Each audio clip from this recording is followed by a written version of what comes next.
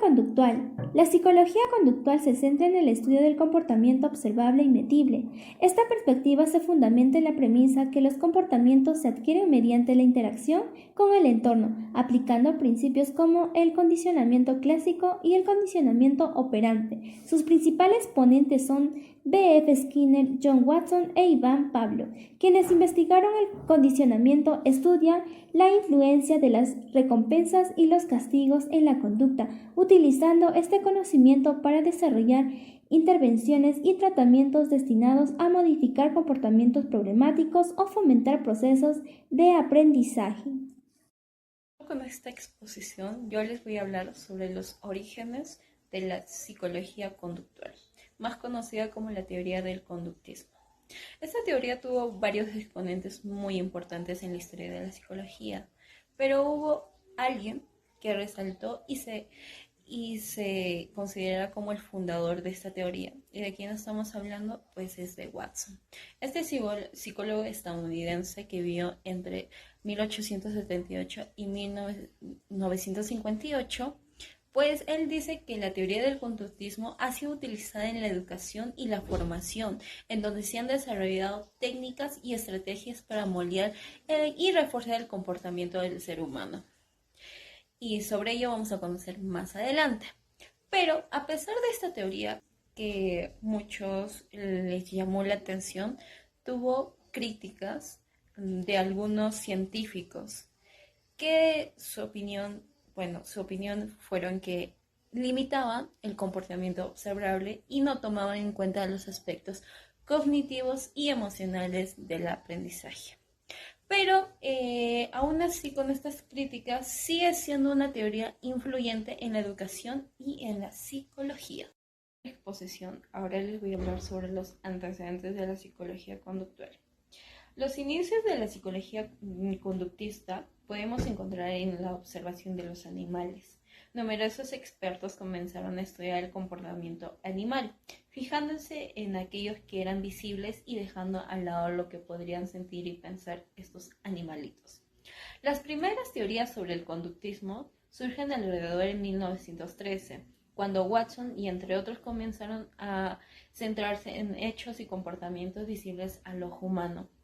No, y estos científicos, no paraban de estudiar lo que era observable y abstracto a su subjetivo. Por último tenemos lo que es Pavlov. Más tarde sería que Pavlov quien propuso estudiar los estímulos condicionados para determinar lo que actualmente conocemos como conocimientos clásicos. Esta teoría es la más conocida de Pavlov, donde veíamos como su ejemplo de estimular a un perrito con una campana y más la comida, ¿no? Eso lo vamos a ver más adelante. Una de mis compañeras lo va a explicar más específicamente sobre la teoría de Pavlov. Principales representantes y sus aportes. Tenemos primero a Jean Piaget. Él desarrolló la teoría del desarrollo cognitivo, donde mostró, ¿no?, que los niños adquieren sus conocimientos y que se desarrollan a través de 4 etapas. La primera es la sensoriomotora, preoperatoria, operaciones concretas y operaciones formales. Luego tenemos a Neisser. Él es considerado padre de la psicología cognitiva. Él publicó su libro en el año de 1967. Él consolidó el campo y estableció un marco teórico para estudiar los procesos mentales. También tenemos a Hernán Eving. Él es el pionero del estudio de la memoria. Él desarrolló la curva del olvido. Eso describe que, ¿no?, que si nuestra información se desvanece con el tiempo, si no es fortalecido. Psicología conductual. Tenemos a John Watson. Su aporte principal fue considerado el fundador, ¿no?, del conductismo.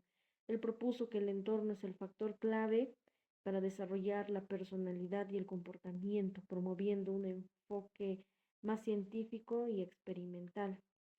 Al otro representante tenemos a Iván Pavlov. Su principal aporte fue es el condicionamiento clásico, pues conocido por sus experimentos con perros. Su trabajo sobre el condicionamiento clásico es fundamental en la comprensión y cómo se forman hábitos y las respuestas automáticas. También tenemos a Edward Tollvik. Su principal aporte fue que desarrolló la ley del efecto, que establece que las respuestas que producen consecuencias satisfactorias son más probables de repetirse. Su investigación fue clave en la psicología del aprendizaje. Frederick Skinner fue un psicólogo americano muy reconocido por sus trabajos sobre la modificación de la conducta y sus planteamientos del condicionamiento operante. Plantea que el conductismo es una filosofía en la que el comportamiento es resultado de la función de la historia ambientales. Define las leyes generales que rigen la conducta. Otro de los psicólogos que aportaba a la psicología del conductismo es Clark Hull. Clark Hull es un psicólogo americano. Hull pasó a la historia por sus teorías de la reducción del impulso. Hull planteó que el aprendizaje es un modo de adaptación a los retos del medio que favorecen a la supervivencia de los seres vivos. Lo define como un proceso activo de formación de los hábitos que nos permite reducir los impulsos, como el hambre, la diversión, la relajación y la sexualidad. Aplicaciones del conductismo en la educación básica. El conductismo ha tenido un gran impacto en la educación, ya que ha proporcionado herramientas y estrategias efectivas para el proceso de enseñanza y aprendizaje. Algunas de las aplicaciones más relevantes del conductismo en la educación son la enseñanza programada, que consiste en la descomposición y secuencialidad del estudiante avanza de manera gradual hacia el objetivo final. Reforzamiento y castigo. Reforzamiento. Si queremos aumentar la frecuencia de una conducta, hablamos de reforzamiento. Castigo. Si queremos disminuir la frecuencia de una conducta, hablamos de castigo. Técnicas de modificación de conducta. Estas técnicas se basan en el conductismo. Los docentes pueden modelar comportamientos deseables para los estudiantes y recompensarlos con fichas o puntos, lo que fomenta la adopción de comportamientos positivos. Reforzamiento intermitente. Implica reforzar conductas a intervalos irregulares. Se ha utilizado para mantener la motivación a largo plazo. En educación, esto significa que no siempre se debe recompensar el comportamiento deseado, lo que puede ayudar a los estudiantes a aprender a perseverar en ausencia de recompensas constantes. 2. Aplicaciones del conductismo en el campo laboral. En el entorno laboral podría interpretarse como el estudio y análisis del comportamiento de los empleados en un entorno de trabajo, observar cómo los trabajadores reaccionan a ciertos estímulos, cómo aprenden nuevas habilidades y cómo se modifican sus conductas en respuestas a las consecuencias y recompensas. Tercero, aplicaciones del conductismo en el campo de la psicoterapia. Basándose en los principios del conductismo, se desarrolla la terapia conductual. El objetivo de la terapia conductual es eliminar aquellas conductas dañinas o no deseables para la persona y reforzar aquellas que son beneficiosas o deseables. Para ello, este tipo de terapia emplea técnicas basadas en los conceptos del condicionamiento clásico y el condicionamiento operante. De esta forma se orienta la terapia hacia el aprendizaje de nuevas conductas. 4. Aplicaciones del conductismo en el campo del marketing y la publicidad.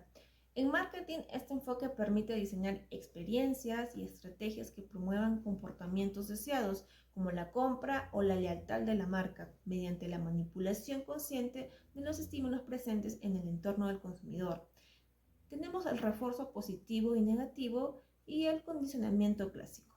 Tenemos ahora al principio de escasez, el uso de recompensas y programas de lealtad.